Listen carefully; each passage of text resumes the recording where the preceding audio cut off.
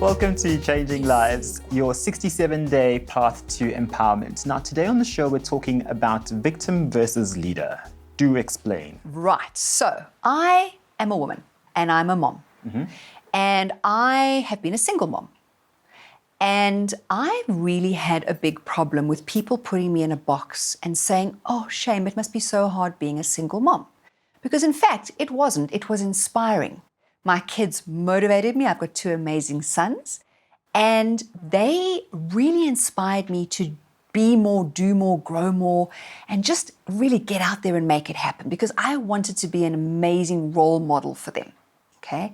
So I actually earned the nickname Mr. Mom from them because they call me Mom Dad because I get up, I go to work, I drive, I provide, I make sure that they're looked after, and I really give them everything that I can. And it made me think, if I'm standing in a straight line, basically, and I'm standing there and someone says to me, single mom, it makes me want to take a step backwards and be demure because there's a box that I belong in. But if I'm standing in that same line and someone says, mom, well, I'm going to step forward because I'm proud to be a mom. They're my cubs, and anybody messes with them, they mess with me, right? Now, there's a big difference there, and all it is a reframing of words. It's the victim mindset versus the leader mindset, okay? Now, if you're a victim, it's why me, they're complaining. And just a little heads up to anybody, if you're wondering whether you've got a victim mindset or a leadership mindset, are you complaining about your life? Ooh, okay. If you are complaining about your life, you are in a victim mindset. Now, the beautiful thing is you're a decision away from being in a leader mindset. Leaders take charge. Leaders step forward. Leaders climb out of the box that they've been put into. They get rid of the labels. They stand in their power. They take their power back and they surge forward, not worrying what anybody else thinks. How does that work for you? I love the concept. And in fact, as we're talking about this, I actually want us to talk about a leader in a bit more detail because we're all on this path, right, to empowerment, and we all want to be successful and leaders in our own rights. So what would constitute a leader? Well, the interesting dynamic is I'm going to use something called tall poppy syndrome. Okay, and I'm not sure if anybody understands what that is. Basically, if you've got a field of poppies, it's that one that stands out and people remember it. Okay. Now, society likes to be samies because we've been indoctrinated at school, uniform, stand in a line, don't speak, don't stand out, otherwise you'll get judged and pushed outside of the herd, right?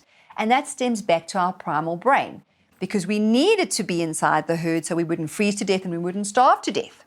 And it stuck with us. So it's like, well, I don't want to really stand out. Now, leaders, why do you remember them? They stand out? Because they stand out. Was there ever a leader in history that didn't stand out? No. Because we wouldn't remember them if they didn't stand out. They'd be part of the moaning masses. So the masses moan, the leaders do something about it. So now we know what a leader is. Let's bring it back to victim versus leader and really then bring it to a summary point in terms of what it is that we should be aware of. Well, misery loves company. So your victims will sit and they will moan and they will fuel the flame. Now, we know about neural pathways and we know about those highways that we make in our brain. The more you talk about something, the more negative it is, the more you're building it. So if I'm moaning to you, you're validating me, and we carry on moaning and moaning and moaning all the time, those neural pathways become very, very impenetrable to any form of change. They become ingrained in us. And then you almost start wanting to be that. So certain people, for example, will love to have that sick note at work and go, oh, I'm so sick. Look at me. I'm a victim. You know, if you were back in the days of Ragnar Lothbrok and the Vikings and you took a sick note to battle and said, Ragnar, I have a headache, he'll give you a bit of a headache with his sword, right? So we need to realize it's time to stand in your power. It's time to take your power back.